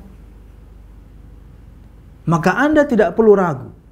Anda jangan bimbang bahwasanya Anda harus ada mensupport suami Anda. Berkaitan dengan masalah yang terjadi, selesaikan. Suami Anda selesaikan dengan saudara Anda. Suami Anda selesaikan dengan orang tua Anda. Anda tetap di pihak suami. Lawang dia bukan pelaku maksiat. Lawang dia kemudian bertanggung jawab kepada Anda. Dia suami yang baik. Jadi cari akar masalahnya. Kenapa kemudian kok saudara-saudara Anda dengan suami Anda bermasalah? Akarnya apa? Selesaikan. Orang tua Anda sebagai mertua dia, masalahnya apa? Wallahu a'lam bishawab. Memang bisa jadi hal ini muncul. Bu, saya mau nanya nih, Bu, rumahnya dekat ya, Bu? Bu? Iya, Pak. Suami istri ini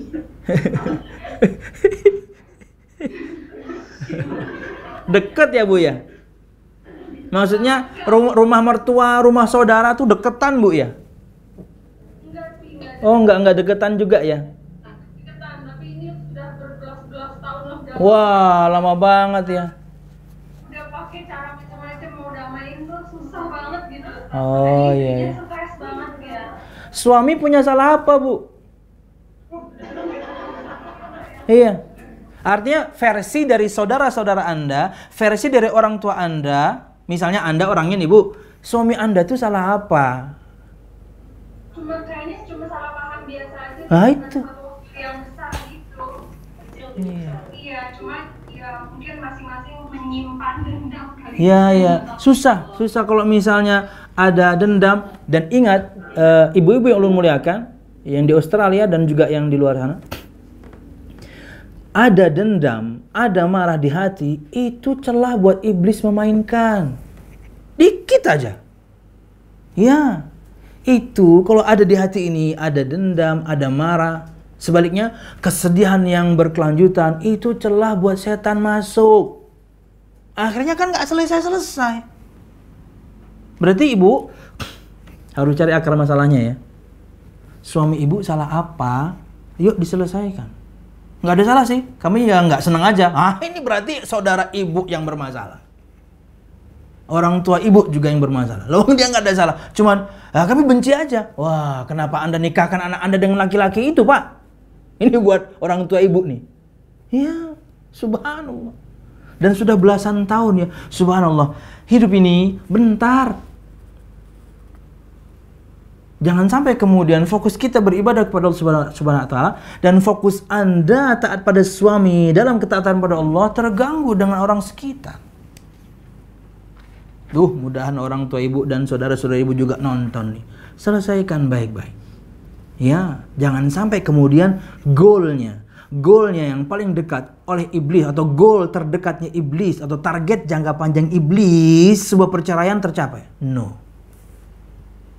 Mudahan tidak tercapai. Kenapa? Karena sekarang Anda sudah tahu Anda harus taat ke suami. Selama dia orang yang taat beragama, dia bertanggung jawab kepada Anda harus ada di sisi dia. Ya. Wallahualam bishawab. Cari akar masalahnya dan kemudian diobati. Apalagi misalnya masalahnya hanya masalah yang kecil. Waduh, jangan. Jangan sampai kemudian rumah tangga Anda menjadi korban, apalagi sudah punya anaknya 13 lagi. Wah, banyak banget itu, Bu. Wallahualam. Mohon maaf Ibu. Silakan Ibu yang lain. Iya. Ada 5 tadi Bu ya? Wah, banyak banget ya. Silakan Ibu. Ya, apakah istri harus izin setiap kali akan berpuasa? Oh. Yang kedua, Entar dulu, ini satu-satu. Apakah istri harus selalu izin ketika ingin berpuasa? Oh, siap. Itu dulu ya Bu. Sorry Bu, puasanya puasa wajib apa puasa sunnah ini Bu? sunnah. Oh, puasa sunnah, siap. Maka berdasarkan sabda Nabi Muhammad SAW, bahwasanya seorang istri itu ketika ingin berpuasa dia harus izin. Apalagi misalnya, puasanya puasa wajib. Suami pasti akan mensupport. Kak, saya besok mau puasa. Apa? Bayar kodok puasa. Oh, siap. Saya bantu deh. Bantu apa Kak? Saya bantu sahurnya. Kakak puasa juga? Enggak, makan doang. Jadi ikut makan aja. Maksudnya biar suaminya mendukung.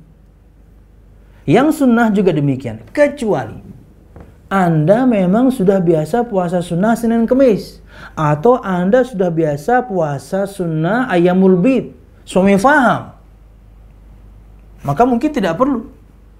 Kenapa? Karena sudah kebiasaan. Bahwasanya Senin Kemis Anda puasa, enggak bilang lagi suami faham. Wah, Senin. Wah, Kemis. Ya. Al-musyahidun al-kiram pemirsa, kalau misalnya sudah terbiasa dan suami Anda sudah paham kebiasaan Anda sudah berumah tangga cukup lama, katakanlah sudah lebih dari setahun. Di 1 tahun itu dia tahu Anda subhanallah, hai para wanita, para istri luar biasa ini, Anda memang sudah menjaga puasa Senin Kemis bahkan sejak sebelum menikah. Maka ketika menikah pun, kebiasaan Anda dalam ketaatan luar biasa itu tidak berubah. Maka cukup mungkin izin pertama, Kak, saya kalau Senin Kemis saya puasa ya. Oh iya deh, saya ikut deh. Akhirnya suami mungkin yang biasanya nggak pernah puasa Senin Kemis, karena kebiasaan baik istrinya malah ikut. Luar biasa itu rumah tangga. saling support. Tapi bilang, itulah yakni bukti Anda menghormatinya. Bukti Anda memuliakannya. Padahal itu ibadah Anda ke Allah loh. Subhanallah. Tapi subhanallah ridho suami Anda cari. Wallahu a'lam bishawab. Jadi yang wajibkah, yang sunnahkah, bilang. Karena itulah bentuk Anda memuliakannya sebagai suami. Kak, besok saya mau puasa, bayar qadha ya, bayar puasa, mau qadha puasa ya. Oh silahkan deh. Kak, besok saya mau puasa Senin ya. Oh silahkan deh. Tapi kalau memang sudah terbiasa Anda puasa sunnah dan suami faham, mungkin nggak perlu bilang. Bahkan mungkin dia yang bangunin Anda. Ya, mungkin setengah jam lagi azan Anda masih tidur. Dek, kan puasa besok. Oh iya ya. Wallahu a'lam bishawab. Mungkin seperti itu ya. Jadi izin tetap harus, karena itu praktek bagaimana Anda memuliakannya sebagai suami. Padahal itu ibadah Anda kepada Allah. Tapi Anda memuliakannya dengan izin. Wallahu a'lam bishawab. Silakan Ibu yang ketiga. Iya. Assalamualaikum Ustaz. Waalaikumsalam. Tadi di mana Ustaz menjelaskan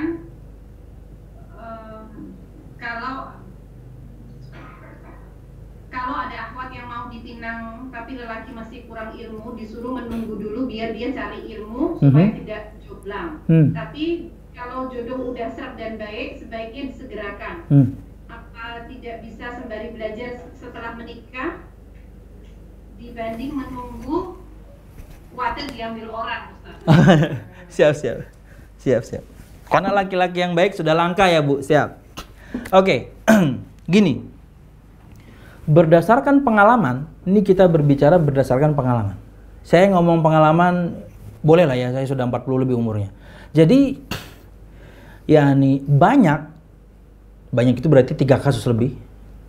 Laki-laki yang berjanji untuk memperdalam agama nanti ketika nikah. Tapi nggak terjadi, Bu. Iya. Osong komong laki-laki itu, Bu. Bener nggak tuh osong komong? Ya omong kosong ya. Nggak terjadi. Anda nggak boleh gambling. Anda jangan kemudian berjudi, apalagi Anda si akhwatnya atau Anda ibu dari akhwatnya. Iya ya, sambil jalan nanti belajar. No. Karena pengalaman banyak. Mungkin kalau 1-2 orang, pengecualian. Kasus kemudian si suami tidak lebih paham agamanya dibandingkan istri, kemudian berjalan waktu dia belajar, sedikit, kasuistis lah, kasusnya sedikit. Tapi yang banyak terjadi, no. Si laki-laki lanjut dengan kebodohannya tentang agama, berjanji untuk nanti kalau sudah nikah saya ninggalkan rokok, nanti kalau sudah nikah saya akan pelihara pakaian, nanti kalau sudah nikah saya nanti. Begitu menikah, enggak berubah. Dan laki-laki ingat punya power. Laki-laki punya power. Dengan powernya dia bisa memaksa. Betapa banyak kemudian seorang akhwat, dia terkurung dalam masalah tersebut. Kenapa? Dia sudah hamil. Mendapati suaminya tak-taunya buruk, tidak mau berubah. Janji yang kemarin hanya janji saja, tapi sudah hamil. Mungkin kalau belum hamil, dan akhwatnya punya keberanian, dia bisa hulu itu. Kenapa? Suaminya buruk kok. Ingkar janji. Dan lain sebagainya. Ini enggak, Anda akhirnya memikirkan anak. Apalagi suaminya kemudian dengan powernya menekan. Waduh. Makanya tadi lu sebutkan seperti itu. Berantem aja di awal.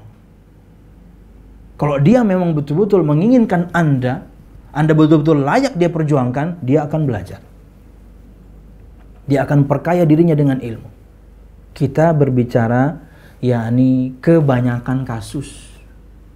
Tapi kalau misalnya Ibu ya, Anda lihat dari seorang laki-laki yang ingin mengkhidbah anak perempuan Anda, dan berdasarkan info yang sudah banyak Anda kumpulkan bahwasanya ini laki-laki memang baik agamanya secara zahir, mungkin salatnya, dan juga akhlaknya, taat pada orang tua, jauh dari pergaulan yang buruk, jauh dari kemaksiatan ini itu.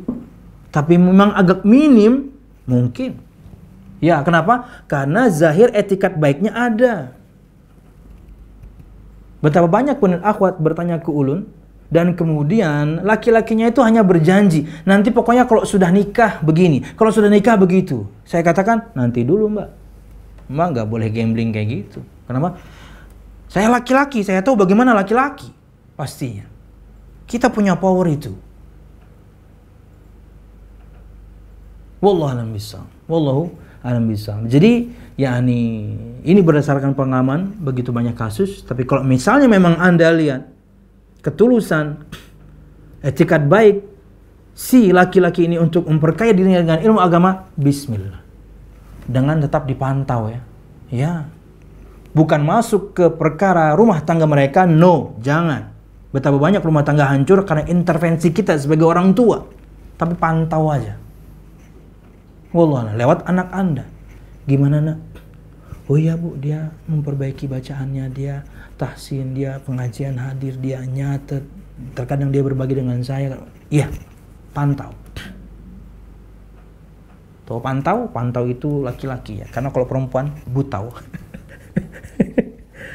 Silakan ibu, yang keempat ya, yang terakhir bu ya. Yang terakhir ya. Ustaz, Assalamualaikum. Waalaikumsalam. Gimana jawab suami yang diseret ke api neraka terhadap keluarganya? Misal dengan adanya anak yang belum berhijab syar'i atau belum berpakaian muslimah, apakah ayatnya menanggung dosanya? Apakah sampai batas umur dewasa saja? Setelah itu anaknya menanggung sendiri. Ulang ibu, pelan-pelan ibu. Ayat di mana tanggung jawab suami akan diseret ke neraka atas keluarganya. Ya. Misal dengan adanya anak yang belum berhijab syar'i atau berpakaian muslimah, Oh ya. apakah ayat menanggung dosanya? Apakah jika anak itu sudah dewasa menanggung sendiri? Oh siap. Ya. Oh iya kum. Barakallahu fikum. Ketika si ayah sudah menasihati anaknya dan kemudian anaknya sudah faham bahwasanya kewajiban dia mentaati Allah Subhanahu wa taala dengan pakaian yang syar'i, dengan menutup auratnya lengkap kecuali wajah dan dua telapak tangan, itu pendapat jumhur, maka tugas dia selesai. Kenapa? Karena dia sudah menasehati, karena dia sudah mendakwahkan dan anaknya faham. Maka si anak kemudian dia lanjut dengan maksiatnya, yaitu tidak mentaati Allah dengan menutup auratnya, dia tanggung sendiri. Kita sudah lepas, no? Karena kita sudah menyampaikan. Tugas kita para suami hanya mengingatkan istri, tugas kita para suami hanya mengingatkan anak. Kita sudah sampaikan, sudah ingatkan, sekali saja kita sudah menyampaikan, tugas kita selesai. Dalam bab tertentu ya. Bukan berarti kemudian selesai semua, enggak. Bisa jadi bab yang lain istri kita belum paham. Bab yang lain anak kita belum paham. Dalam bab tertentu, ketika kita sudah menyampaikan, dalam bab itu selesai. Kenapa? Karena dia sudah paham. Lanjut dia dengan maksiatnya, maka dia akan menanggung sendiri akibatnya. La taziru waziratu wizra ukhra. Tidak ada dosa yang dibebankan kepada orang lain. No, sendiri-sendiri. Kenapa? Selama sudah ditegakkan hujjah. Selama si istri sudah dikasih tahu, si anak oleh suaminya, si anak sudah dikasih tahu oleh orang tuanya, khususnya bapaknya, maka tugas mereka selesai. Beban di pundak mereka sudah turun. Kenapa? Sudah menyampaikan, dan yang disampaikan kepada nasihat, faham. Ingat, para bapak-bapak, para suami, menyampaikan nasihat itu harus sampai faham. Walaupun ada pendapat mengatakan bahwasanya ketika mereka sudah menyampaikan saja tugas mereka selesai, tapi enggak, kita ambil pendapat menyampaikan dan harus sampai faham. Yang disampaikan kepada nasihat faham. Lanjut mereka dengan penyimpangannya, kita sudah lepas diri. Wallahu a'lam bishawab. Jadi seperti itu. Bahwasanya kalau dia sudah sampai kepadanya hujjah, tegak kepadanya dalil, suaminya sudah mengingatkan istrinya, orang tuanya sudah mengingatkan anaknya, lanjut si istri ini dengan maksiatnya, contohnya tidak berhijab, lanjut si anak ini dengan kemaksiatannya yaitu tidak berhijab, dia udah selesai kok. Anda tanggung sendiri akibatnya. Walaupun karena ini istri kita, ini anak kita, ya jangan satu kali. Mungkin di kali yang kesekian Allah sadarkan mereka. Jadi ingatkan lagi. Tapi ingat, sekali saja kita sudah menyampaikan, tugas sudah selesai.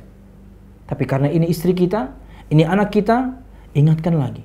Ingatkan lagi. Mungkin bisa jadi kemarin momennya kurang tepat. Mungkin bisa jadi kemarin kita kurang jelas. Mungkin bisa jadi kemarin kurang mantap. Iya. Wallahu a'lam bishawab.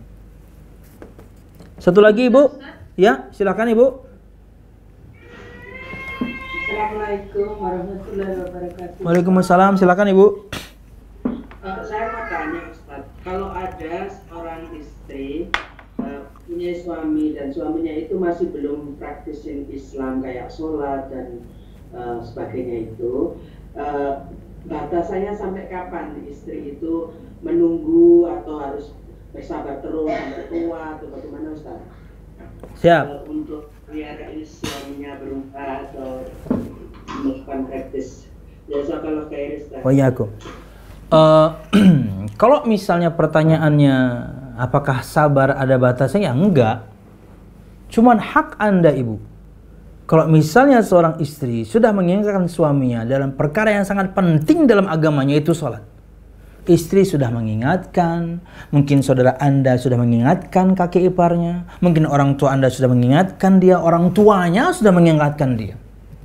Akan satu kewajiban dari Allah yang tidak perlu belajar banyak, Muslim itu faham. Kita nggak perlu belajar banyak. Muslim itu faham kita wajib sholat. Kita nggak perlu belajar banyak. Kita tahu harus meninggalkan zina. Kita nggak perlu belajar banyak. Banyak hal yang kita tidak tahu, tidak perlu belajar banyak. Muslim kita tahu hukum A, B, C, dan D. Di antaranya sholat. Di antaranya sholat. Terlepas dari orang baru masuk Islam ya. Muslim itu mesti faham. Dia wajib menyembah Allah. Dia wajib menjalankan sholat. Dalam perkara sepenting itu, tok-toknya dia mengabaikan. Anda mau punya suami mengingkar Allah mau sampai kapan? Kalau Anda ingin bersabar, silahkan. Mempertahankan rumah tangga nomor 1. Tapi sekarang jadi masalah, sama Allah dia tidak tunaikan. Kemudian Anda berharap kemudian dia menunaikan kewajiban dia kepada Anda. Perintah Allah dia abaikan. Kewajiban yang harus dilakukan kepada Allah, hak Allah untuk disembah, tidak dia lakukan. Dan Anda berharap kemudian hak Anda dia tunaikan, Anda bermimpi. Ya. Kalau Anda memilih untuk bersabar dan mengingatkan lagi, silahkan. Tapi suami yang demikian, yang kemudian tidak mentaati Allah Subhanahu wa taala setelah ditegakkan padanya hujjah, bahkan mungkin Anda sudah bersabar bertahun-tahun, memenuhi persyaratan untuk Anda ajukan khulu kepadanya, yaitu gugat cerai. Perempuan itu boleh menggugat cerai suaminya, khulu.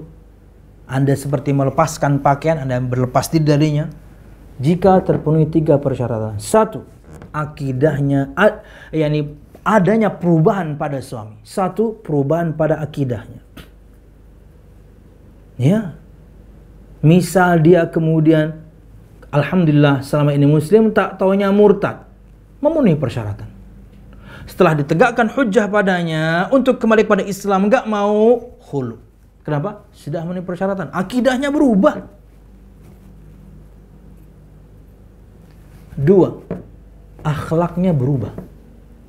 Bisa akhlak kepada Allah, bisa akhlak kepada makhluk. Contoh salat tadi, di antara akhlak dia dan adab dia kepada, interaksi dia kepada Allah. Kemarin-kemarin salat, sekarang nggak pernah salat. Sudah dinasihati, lanjut nggak salat. Atau kemudian maksiat-maksiat yang lain. Sudah dinasihati, faham dia, lanjut dengan maksiatnya. Akhlaknya berubah. Kemarin sayang istri, sekarang suka mukul.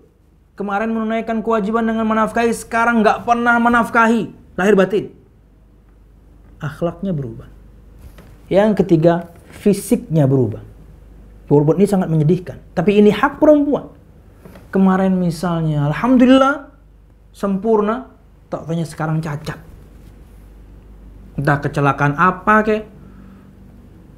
Kemarin bisa melihat, sekarang jadi buta. Kemarin bisa mendengar, sekarang jadi tuli. Kemarin bisa ngomong, sekarang jadi bisu. Kemarin ganteng, sekarang mukanya rusak. Terserah. Perubahan pada fisik. Hak Anda untuk menggugat. Kenapa? Karena berubah. Ya. Walaupun tentunya kasihan suami yang seperti itu. Tapi mau bagaimana lagi? Itulah hak Anda. Itulah adilnya Islam. Hak Anda untuk melepaskan diri darinya. Walaupun si laki-lakinya sudah jatuh, tertimpa tangga, ketiban tukang catnya. Ya. Wallahualam. Tapi itulah hak Anda sebagai seorang wanita. Boleh. Jika terpenuhi, ini enggak mesti tiga-tiganya terpenuhi. Salah satunya Anda tertemui ini pada laki-laki atau suami, hak Anda untuk menggugatnya. Mempertahankan rumah tangga nomor 1. Tapi kalau kemudian Anda sudah cukup bersabar, bahkan mungkin bersabarnya sudah bertahun-tahun, faham dia akan kewajiban yang dia tinggalkan itu salah, akan kemaksiatan yang dia lakukan itu salah, faham dia, Anda sudah kasih tahu, yang lain sudah kasih tahu, lanjut dia, mau sampai kapan Anda punya pasangan hidup seperti ini? Ya, wallahu alam bisa. Walaupun tidak ada tanggung jawab Anda tidak akan ditanyai. Karena apalagi Anda sudah menegakkan hujjah. Wallahu a'lam bishawab. Ini yang bisa kita sampaikan. Mudah-mudahan bermanfaat. Salah dan khilaful, mohon maaf. Mudah-mudahan kajian kita diberkahi Allah Subhanahu wa taala. Amin ya rabbal alamin. Subhanakallahumma bihamdika asyhadu an la ilaha illa anta astaghfiruka wa atubu ilaik. Wassalamualaikum warahmatullahi wabarakatuh.